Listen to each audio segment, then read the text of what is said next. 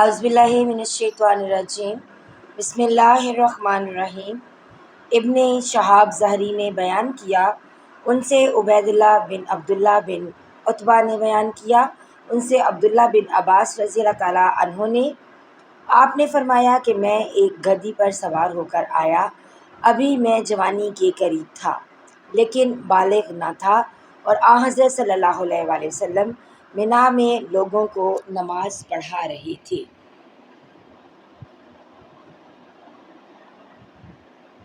آپ کے سامنے دیوار وغیرہ یعنی آڑ نہ تھی، میں صف کے ایک حصے کے آگے سے گزر کر اترا، گدھی چرنے کے لیے چھوڑ دی اور خود صف میں شامل ہو گیا۔ کسی نے مجھ پر اعتراض نہیں کیا، حالانکہ میں نابالغ تھا۔ صحیح بخاری حدیث نمبر 861۔ عروہ بن زبیر نے خبر دی کہ ام المومنین حضرت عائشہ رضی اللہ تعالیٰ عنہا نے فرمایا کہ نبی کریم صلی اللہ علیہ وآلہ وسلم نے ایک رات عشاء میں دیر کی، اور عیاش نے ہم سے عبداللہ سے بیان کیا، انہوں نے کہا کہ ہم سے معمر نے زہری سے بیان کیا، ان سے عروہ نے، اور ان سے عائشہ رضی اللہ تعالیٰ عنہما نے فرمایا کہ رسول اللہ صلی اللہ علیہ وآلہ وسلم نے عشاء میں ایک مرتبہ دیر کی۔ یہاں تک کہ حضرت عمر رضی اللہ تعالیٰ عنہ نے آواز دی کہ عورتیں اور بچے سو گئے۔ انہوں نے فرمایا کہ پھر نبی کریم صلی اللہ علیہ وآلہ وسلم باہر آئے اور فرمایا کہ اس وقت روئے زمین پر تمہارے سوا اور کوئی اس نماز کو نہیں پڑھتا۔ اس زمانے میں مدینہ والوں کے سوا اور کوئی نماز نہیں پڑھتا تھا۔ صحیح بخاری حدیث نمبر 862۔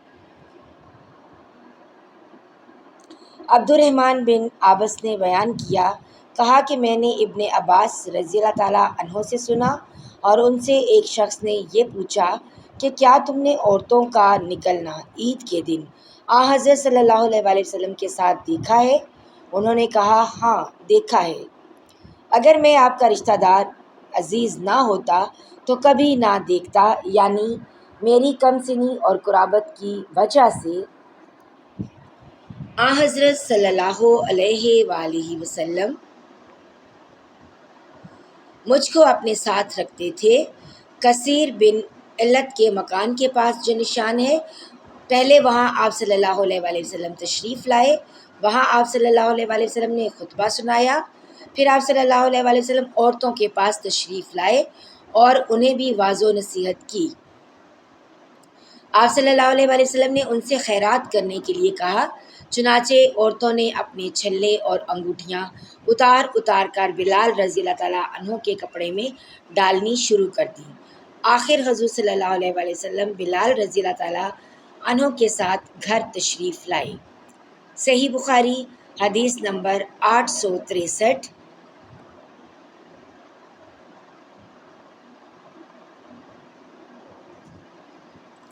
شعیب نے زہری سے خبر دی، انہوں نے کہا کہ مجھے عروہ بن زبیر نے حضرت عائشہ رضی اللہ تعالیٰ عنہ سے بیان کیا، آپ رضی اللہ تعالیٰ عنہ نے فرمایا کہ رسول اللہ صلی اللہ علیہ وآلہ وسلم نے ایک مرتبہ عشاء کی نماز میں اتنی دیر کی کہ عمر رضی اللہ تعالیٰ عنہ کو کہنا پڑا کہ عورتیں اور بچے سو گئے۔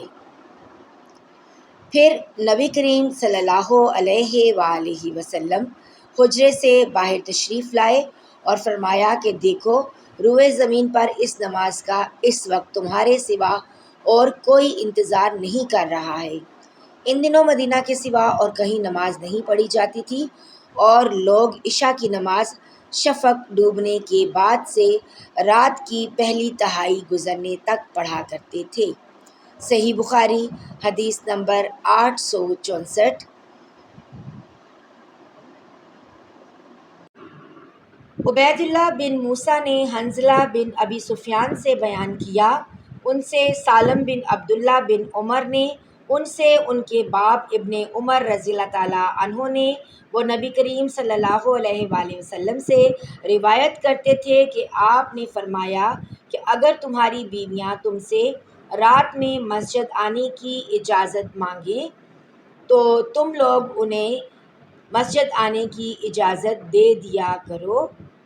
عبید اللہ کے ساتھ اس حدیث کو شعبہ نے بھی اعمش سے روایت کیا، انہوں نے مجاہد سے، انہوں نے ابن عمر رضی اللہ تعالیٰ عنہما سے، اور انہوں نے نبی کریم صلی اللہ علیہ وآلہ وسلم سے۔